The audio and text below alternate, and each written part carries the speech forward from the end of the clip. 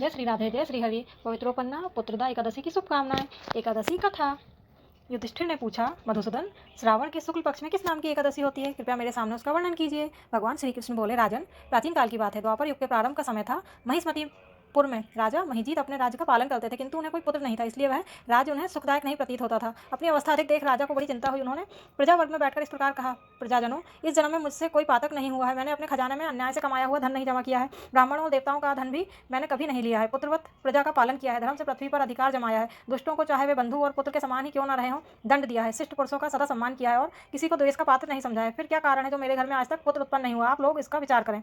राजा के ये वचन सुनकर प्रजा और पुरोहितों के साथ ब्राह्मणों ने उनके हित का विचार करके गहन वन में प्रवेश किया। राजा का कल्याण चाहने वाले वे सभी लोग इधर उधर घूमकर ऋषि सेवित आश्रमों की तलाश करने लगे। इतने में उन्हें मुनिश्रेष्ठ लोमेश जी के दर्शन हुए। लोमेश जी धर्म के तत्वज्ञ, संपूर्ण शास्त्रों के विशिष्ट विद्वान, दीर्घायु और महात्मा है।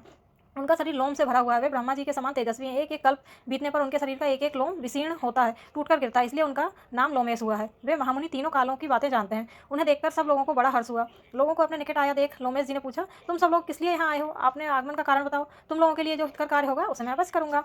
प्रजाजनों ने कहा, ब्राह्मण, इस समय महिजित नाम वाले जो राजा हैं, उन्हें कोई पुत्र नहीं है। हम लोग उन्हीं की प्रजा हैं, उनका जिनका उन्होंने पुत्र की भांति पालन किया है। उन्हें पुत्रहीन देख उनके दुख से दुखित हो हम तपस्या करने का दृढ़ निश्चय करके यहाँ आए हैं। द्विजोत्तम, राजा के भाग्य से इस समय हमें आपका दर्शन मिल गया है। महापुरुषों के दर्शन से ही मनुष्यों के सब कार्य सिद्ध हो जाते हैं। मुने, अब हमें इस उपाय का उपदेश दीजिए जिससे राजा को पुत्र की प्राप्ति हो। उनकी बात सुनकर महर्षि लोमेश दो घड़ी के लिए ध्यानमग्न हो गए। तत्पश्चात राजा के प्राचीन जन्म का वृत्तांत जानकर उन्होंने कहा, प्रजावृंद सुनो, राजा महिजीत पूर्व जन्म में मनुष्यों को चूसने वाला धनहीन वैश्य था। वह वैश्य गांव गांव घूमकर व्यापार किया करता था। एक दिन ज्येष्ठ के शुक्ल पक्ष में 10वीं तिथि को जब दोपहर को सूर्य तप रहा था, वह किसी गांव की सीमा में एक जलाशय पर पहुंचा। पानी से भरी हुई बावली देखकर वैश्य ने वहां जल पीने का विचार किया। इतने में वहां अपने बछड़े के साथ एक गो भी आ पहुंची। वह प्यास से व्याकुल और ताप से पीड़ित थी, अतः बावली में जाकर जल पीने लगी। वैश्य ने पानी पीती हुई गाय को हाँक कर दूर हटा दिया और स्वयं पानी पीने लगा। उसी पापकर्म के कारण राजा इस समय पुत्रहीन हुए हैं। किसी जन्म के पुण्य से इन्हें निष्कंटक राज्य की प्राप्ति हुई है। प्रजाजनों ने कहा, मुने, पुराणों में उल्लेख है कि प्रायश्चित रूप पुण्य से पाप नष्ट होते हैं, अतः ऐसे पुण्यकर्म का उपदेश कीजिए जिससे उस पाप का नाश हो जाए। लोमेश जी बोले, प्रजाजनों, श्रावण मास के शुक्ल पक्ष में जो एकादशी होती है वह पुत्रदा के नाम से विख्यात है।